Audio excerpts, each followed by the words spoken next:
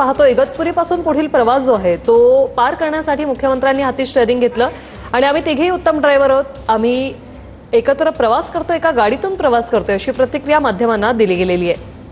इगतपुरी ते कसारा हे 8 मिनिटाचं अंतर सध्या पार केलं जात आहे, मात्र या ठिकाणी मध्ये थांबून पुलावर गाडी थांबवून संपूर्ण माहिती जाणून घेण्यात आलेली आहे। तीनही नेत्यांकडून सर्व माहिती जी जाणून घेण्यात आलेली आहे आणि इंजिनिअरिंगचा एक उत्कृष्ट असा नमुना म्हणजे हा समृद्धी महामार्ग आहे अशी प्रतिक्रिया मुख्यमंत्री फडणवीस यांनी दिलेली आहे। सुसाट हा ताफा जो आहे तो समृद्धी महामार्गावरून सध्या धावतोय। आज शेवटच्या टप्प्याचं 76 किलोमीटर या शेवटच्या टप्प्याचं लोकार्पण करण्यात आलेलं आहे। इगतपुरी येथील सुमारे 8 किलोमीटर लांबीचा समृद्धी महामार्गावरील सर्वात लांब आणि रुंद बोगद्याचं देखील लोकार्पण होणार आहे आणि यासाठीच सध्या तीनही नेते या ठिकाणी आता थोड्याच वेळात पोहोचली। दोन दृश्य आपण पाहतोय, एकीकडे या रस्त्यावर तुफान चाललेला हा महाराष्ट्र शासनाचा ताफा, तर दुसरीकडे या बोगद्याच्या लोकार्पणासाठी या ठिकाणी तयारी देखील करण्यात आलेली आहे। पहिला टप्पा नागपूर ते शिर्डी हा 520 किलोमीटरचा होता। आम्ही तिथे एकत्रित गाडी चालवतोय, काय काळजी करू नका।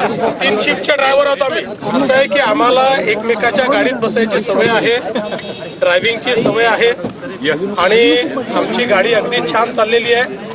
आम्ही तिघही 3 शिफ्ट मध्ये चालवतो। वेगवान प्रवासाचा अनुभव कसा होता? या दोघांसोबतही तुमच्या चांगला होता आणि त्यामुळे प्रवासाला देखील अर्धा प्रवास राहिला, तिथे गेल्यावर पाहतोय आपण, तर ही सगळी दृश्य दादा कसं वाटतंय? गारगार वाटतंय। दृश्य दादा कसं वाटतंय? गारगार वाटतंय। तर दादा म्हणतात गारगार वाटतंय। तर अजित पवार यांची प्रतिक्रिया होती की छान गारगार वाटते।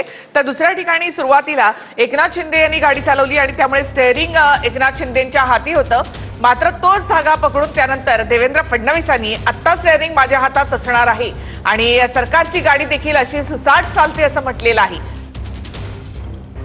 तर याच बोगद्यामधून आता मुख्यमंत्री उपमुख्यमंत्री यांचा ताफा येईल। इगतपुरीचा हा बोगदा आणि या बोगद्यामधूनच हा ताफा या ठिकाणी येईल आणि इथेच या कार्यक्रमाचं आयोजन करण्यात आलेलं आहे। इगतपुरी ते आमने म्हणजे भिवंडी च्या दरम्यान हा जो आहे तो बोगदा आहे आणि आता काही वेळातच म्हणजे पुढच्या 5 ते 7 मिनिटांमध्ये मुख्यमंत्री उपमुख्यमंत्र्यांचा ताफा या बोगद्यामधून या कार्यक्रमाच्या ठिकाणी येणार आहे।